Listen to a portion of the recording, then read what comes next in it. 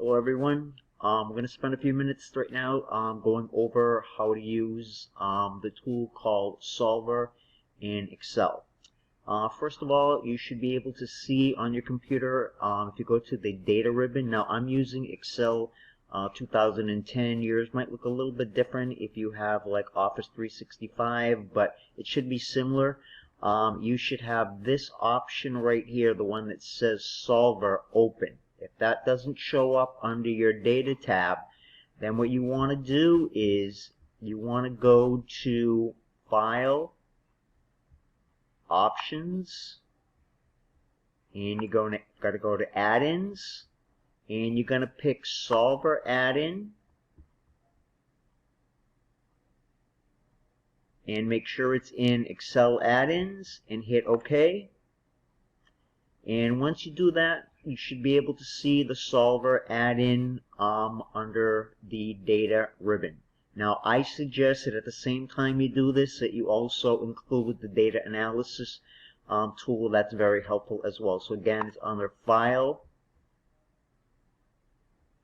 Options, Add-ins, and then we would add the Analysis Tool Pack add-in. Again, that's make sure that's under Manage Excel Add-ins. So make sure it says Manage Excel Add-ins and hit OK. And again, you should see the Data Analysis Tool Pack.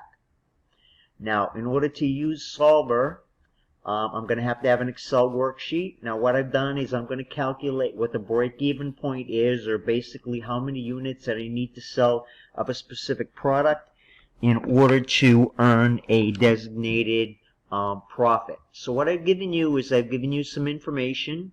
So my information here is given the selling price per unit is $50. The variable cost per unit is given as being $27.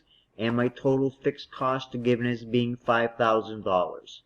Now I calculated a contribution margin as the difference between the selling price of a unit, which is, so equals the selling price of a unit minus the variable cost of a unit of $27, and that's a contribution of $23. What that means in accounting terms is for every unit that you sell, it contributes $23 towards paying that $5,000 worth of fixed costs, and once you cover that $5,000 worth of fixed costs, it will then generate a profit of $23 per additional unit sold.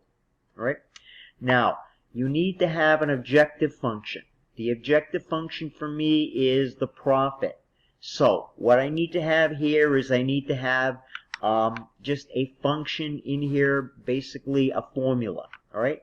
So my formula in order to calculate the profit is equal to the number of units sold, which I'm adding in a new line, number of units sold. That's going to be what my desired item is going to be, my desired output.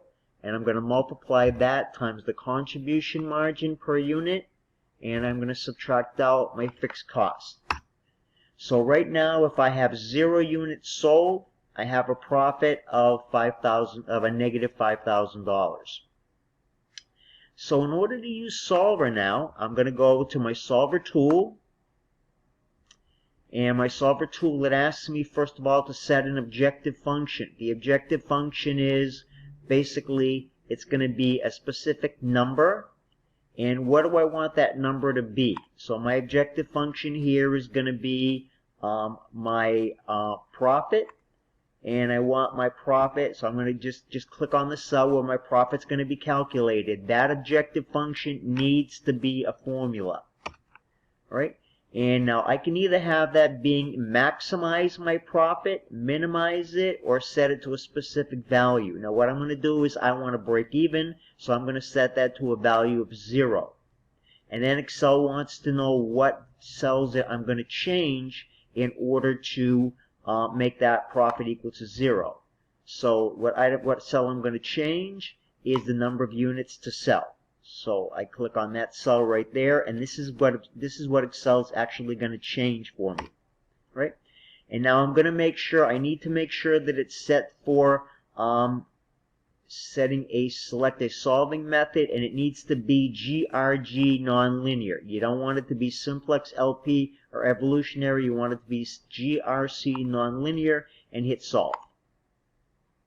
And Excel found me a formula, found me an answer, and that answer basically says is if I sell 217.39 units, I'm going to make a profit of $0. Now you'll notice the profit actually says 1E minus 06 for me. Now what that means is that's basically 0. It means 1 times 10 to the negative 6th power. So it's a very, very small profit of like 1/1000th of a cent or something like that. Now I'm going to just hit OK, and I'm just going to go back in and I'm going to check. All right, my check on here.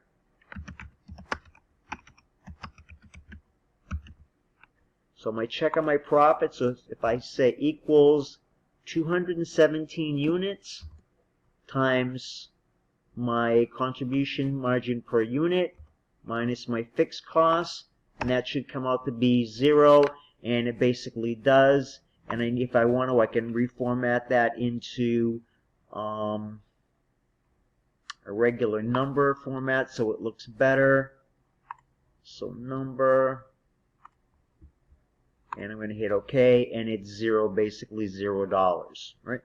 So that profit, that worked. Now, what I can do here is, this is very helpful to me, that if I want to know, geez, I want to know how many units I need to sell in order to make $3,000. So what I'm going to do is I'm going to hit solver again, and now I'm just going to change my desired profit to be $3,000.